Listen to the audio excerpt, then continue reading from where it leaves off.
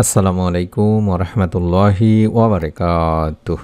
1 minute মাদ্রাসা YouTube চ্যানেলে সম্মানিত দিনী ভাই বোনেরা, আমি আশা করি আল্লাহ তাআলার অশেষ রহমতে আপনারা ভালো আছেন, সুস্থ আছেন। আলহামদুলিল্লাহ।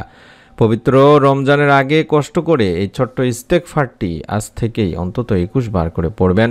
আল্লাহ তাআলার কাছে গায়েবী ধন সম্পদ চাইবেন, রব্বুল আলামিন ইনশাআল্লাহ আপনাকে নিরাশ করবেন না। যারা গায়েবী রিজিক পেতে চান, ঋণ থেকে মুক্তি পেতে চান, পরিবার সংসারে যাতে করে আল্লাহ তাআলা রিজিকে বরকত দান করেন, তার জন্য অবশ্যই ভিডিওটি মনোযোগ দিয়ে আমলের নিয়তে দেখুন। প্রতিদিন বুঝে না বুঝে নিজের অজান্তে অসংখ্য ভুল করে বসে মানুষ। অধিকাংশ সময় জেনে বুঝেই শুধুমাত্র কুপ্রবৃত্তির অনুসরণ করে পাপ করে ফেলে মানুষ।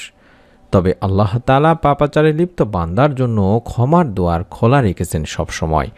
তাই মানুষ যত ভুলই করুক না কেন, অনুতপ্ত হৃদয়ে আল্লাহর কাছে ক্ষমা চাইলেই তিনি ক্ষমা করবেন। সুবহানাল্লাহ। কোরআনে কারিমে আল্লাহ তাআলা বলেন, এবং আমি অবশ্যই ক্ষমাশীল তার প্রতি যে তওবা করে, ঈমান আনে, সৎকর্ম করে ও সৎ পথে অবিচল থাকে। সূরা তাহা আয়াত সংখ্যা হলো 82। আরেক আয়াতে এসেছে, যে ব্যক্তি কোনো মন্দ কাজ করে ফেলে বা নিজের প্রতি জুলুম করে বসে, তারপর আল্লাহর কাছে ক্ষমা চায়, সে অবশ্যই আল্লাহকে অতি ক্ষমাশীল পরম দয়ালুই পাবে। সূরা নিসার আয়াত সংখ্যা 110। রাসূল সাল্লাল্লাহু আলাইহি ওয়াসাল্লামের কোনো গুনাহই ছিল না, তিনি ছিলেন নিষ্পাপ। এরপরও তিনি দিনে রাতে প্রচুর পরিমাণ ইস্তেগফার পাঠ করতেন, আল্লাহর কাছে কেঁদে কেঁদে দোয়া করতেন। হাদিসে এসেছে, হযরত আবু হুরায়রা রাদিয়াল্লাহু তাআলা আনহু বর্ণনা করেন, আমি আল্লাহর রাসূল সাল্লাল্লাহু আলাইহি ওয়াসাল্লামকে বলতে শুনেছি, আল্লাহর কসম, আমি প্রত্যহ আল্লাহ তাআলার কাছে 70 বারেরও বেশি ইস্তেগফার ও তওবা করে থাকি। সহিহ বুখারী শরীফের হাদিস সংখ্যা হলো 6307। ইবনে আব্বাস রাদিয়াল্লাহু তাআলা আনহু থেকে বর্ণিত, রাসূল পাক সাল্লাল্লাহু আলাইহি ওয়াসাল্লাম বলেছেন, যে ব্যক্তি বেশি বেশি করে ইস্তেগফার করে, আল্লাহ তাআলা তার সব সংকট থেকে উত্তরণের ব্যবস্থা করে দেন, তার সব পেরেশানি দূর করে দেন এবং তাকে এমন জায়গা থেকে রিজিক দান করেন যা সে কল্পনাও করতে পারে না। সুনানে আবু দাউদের একটি হাদিস। ইস্তেগফারের মাধ্যমে আল্লাহর রহমত ও নিয়ামত লাভ করা যায়। সুবহানাল্লাহ। ইস্তেগফারের ফজিলত সম্পর্কে কোরআনুল কারিমে এসেছে, ইস্তেগফারের ফলে তিনি আল্লাহ তোমাদের প্রতি সুষম বৃষ্টি বর্ষণ করবেন আর তোমাদের সম্পদে প্রাচুর্য ও সমমানের বরকত দেবেন এবং তোমাদের জন্য বাগবাগিচা বা পানির ফোয়ারায় শোভিত করবেন। সূরা নূর আয়াত সংখ্যা 11 থেকে 12। মোট কথা হচ্ছে কি, যে তওবা ইস্তেগফার মুমিন ও মুত্তাকির এক বিশেষ গুণ। মানুষকে আল্লাহ তাআলা তার ইবাদত বন্দেগী ও তার আদেশ নিষেধ মেনে চলার জন্যই সৃষ্টি করেছেন। কিন্তু মানুষ শয়তানের প্ররোচনায় পড়ে জীবনের বিভিন্ন ক্ষেত্রে আল্লাহ তাআলার আদেশ নিষেধ লঙ্ঘন করে বসে, আল্লাহ তাআলার হুকুম মেনে চলার ক্ষেত্রে ভুল করে বসে। তাই আল্লাহ তাআলা তার সে ভুল বা গুনাহ থেকে মুক্তি দানের জন্যই তওবা ও ইস্তেগফারের ব্যবস্থা রেখেছেন। তওবা ও ইস্তেগফার একজন মুমিনকে নিষ্পাপ ও নিষ্কলুষ জীবন দান করে, মুমিনকে সবসময় গুনাহমুক্ত জীবনের প্রতি করে তোলে অনুপ্রাণিত। সর্বোপরি তওবা ইস্তেগফারের মাধ্যমে একজন মুমিনের দুনিয়া ও আখিরাতের জীবন সুন্দর ও সফল হয়। এর মাধ্যমে একজন মুমিন লাভ করে উভয় জাহান দো জাহানেরই সমৃদ্ধি।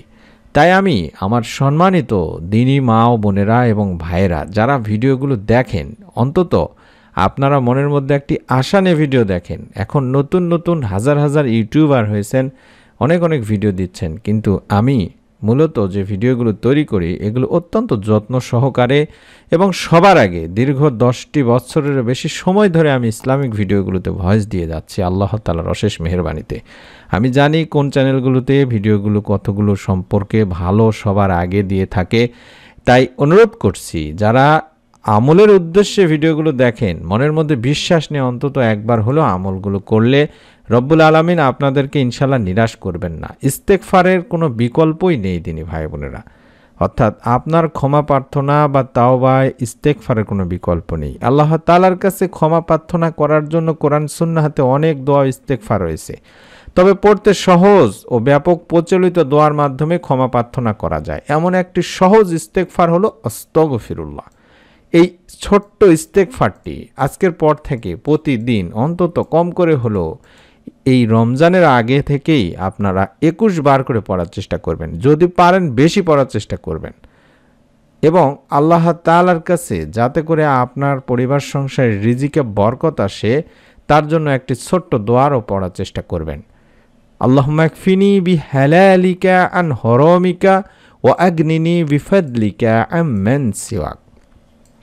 এই গায়েবী রিজিক পাওয়া বা গায়েবী ধন সম্পদ পাওয়ার এই দোয়াটি বা ঋণ মুক্তির দোয়াটি অত্যন্ত কার্যকরী একটি দোয়া।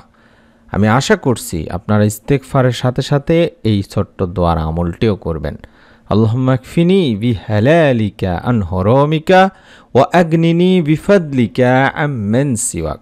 এই ছোট্ট দোয়াটির অর্থ হচ্ছে, হে আল্লাহ, আমাকে এতটুকু পরিমাণে হালাল রিজিক তুমি দান করো যা আমার জন্য যথেষ্ট হয়ে যাবে এবং হারাম কোনো অর্থেরই প্রয়োজন হবে না, আর তুমি ব্যতীত আর সবার থেকে আমাকে অমুখাপেক্ষী করে দাও।